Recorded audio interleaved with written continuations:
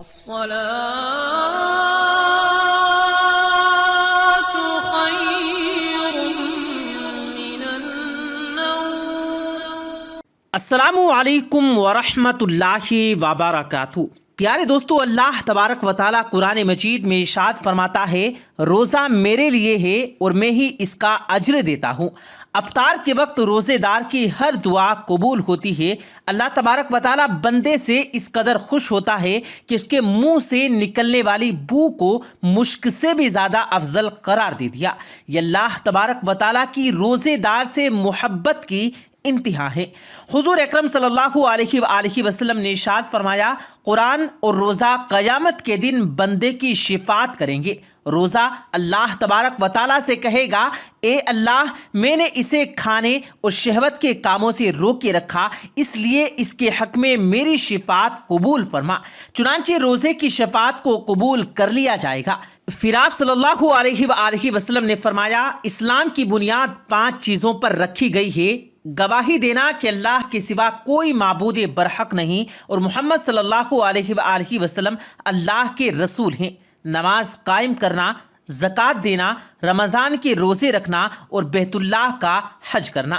پیارے دوستو، آج کی اس ویڈیو میں مدینہ میں رہنے والی ایک ایسی عورت کے بارے میں بتانے جا رہے ہیں جو افطاری کے وقت محلے کے بچوں کو اکٹھا کر کے اللہ تبارک و تعالیٰ سے ایک ایسی دعا مانگتی جسے سن کر اس کا شوہر اس کا مذاق اڑاتا. پھر ایک رات اس عورت کے ساتھ اللہ تبارک و تعالیٰ کا ایک ایسا معجزہ ہوا جسے دیکھ کر امام مدینہ کی آنکھوں سے آنسو آ گئے. اللہ تبارک و تعالیٰ نے عورت کو وہ چیز دینے کے لیے آسمان سے فرشتہ نازل کر دیا. پیارے دوستو، آگے بڑھنے سے پہلے اگر آپ لوگوں نے ہمارے اس یوٹیوب چینل کو سبسکرائب نہیں کیا ہے تو ابھی سبسکرائب کر لیں. ویڈیو کو لائک نہیں کیا ہے تو ویڈیو کو لائک ضرور کریں اور دوستوں کے ساتھ بھی ضرور شیئر کریں. پیارے دوستو، حضور اکرم صلی اللہ علیہ وآلہ وسلم نے فرمایا کہ اس آدمی کی ناک خاک آلود ہو جس نے رمضان کا مہینہ پایا اور اس کی بخشش نہ ہوئی. آپ صلی اللہ علیہ وآلہ وسلم نے فرمایا، انسان کا ہر نیک عمل خود اس کے لیے ہے مگر روزہ اللہ تبارک و تعالیٰ کے لیے ہے اور وہی اس کا بدلہ دے گا. اللہ تبارک و تعالیٰ کے نزدیک یہ دنیا مکھی کے پر کے برابر بھی حیثیت نہیں رکھتی جس کے پیچھے ہم دن رات بھاگ رہے ہیں.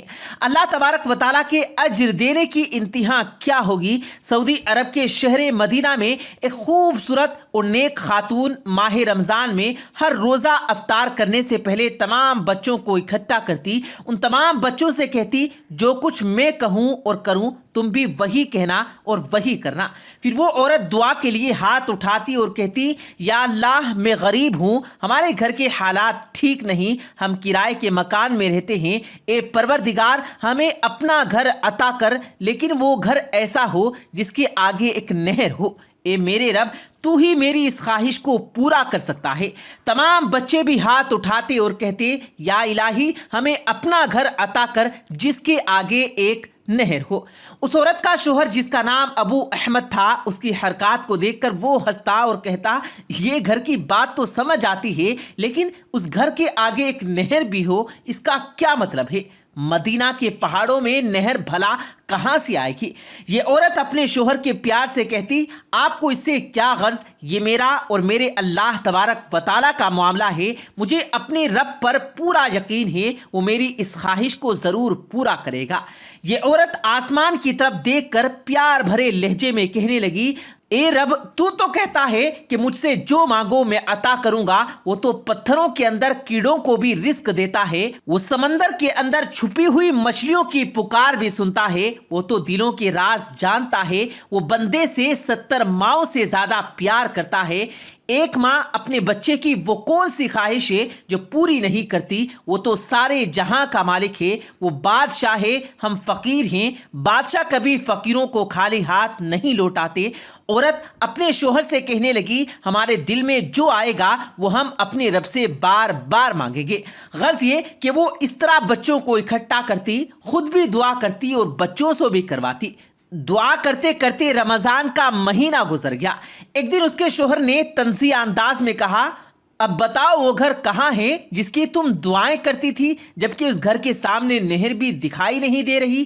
اس کے بعد اس نے زور زور سے قہقہا لگانا شروع کر دیا. عورت بڑی نیک اور تحمل مزاج تھی. اس نے بڑے یقین سے اپنے شوہر کو جواب دیا, اللہ تبارک و تعالی ہمیں اپنا گھر ضرور دے گا, وہ ہماری تمام مرادوں کو ضرور پورا کرے گا.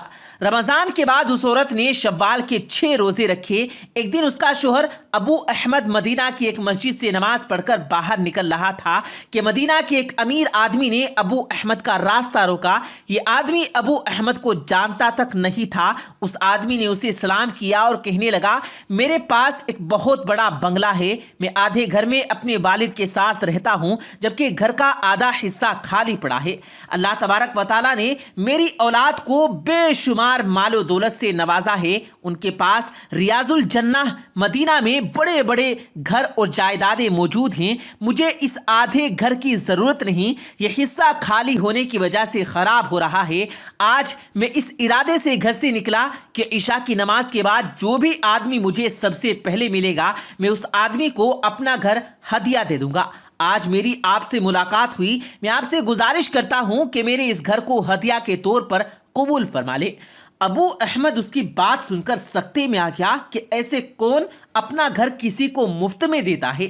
وہ پریشان ہو کر سوچنے لگا, میں اب اس آدمی کو کیا جواب دوں. پھر وہ آدمی ابو احمد سے کہنے لگا, اگر آپ کی عزت نفس فری میں لینے سے انکار کر رہی ہے تو اس طرح کریں, جتنی رقم آپ آسانی سے دے سکتے ہیں آپ دے دیجیے. خیر, ابو احمد نے بیوی کے زیورات اور دوستوں سے رقم لے کر 15,000 اکٹھے کیے. اس کے بعد وہ رقم مالک مکان کے حوالے کر دی. اب وہ دونوں میاں بیوی اس مکان کے مالک بن گئے. یہ مکان مدینہ کے خوبصورت علاقے میں واقع تھا. اب ابو احمد کی بیوی نے اس گھر میں جانے سے انکار کر دیا.